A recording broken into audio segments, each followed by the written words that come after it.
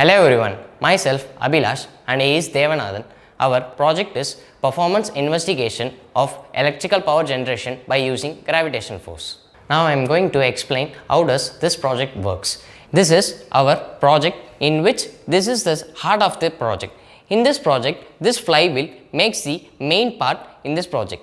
Moreover, in this project, this flywheel starts to rotate, thereby we are gaining a rotational energy. In this rotational energy is then converted by using the slug gear. The flywheel is connected with a counterweight and this counterweight is then fitted with an neodymium magnet. This neodymium magnet is used for repulsive force of attraction. It is a slug gear which consists of 56 teeth and this flywheel is then interconnected with the slug gear by using the track belt. These are the two generators which are used in this system for generating electrical output. The external force is going to be applied on this flywheel and this force is used to rotate the flywheel and it gains the momentum. In order to make this system continuous, this magnet is used for making the repulsion force which is fitted in this magnet. So thereby the flywheel rotates continuously. Here the gravitational force is converted into a mechanical energy and this mechanical energy is then converted into electrical energy.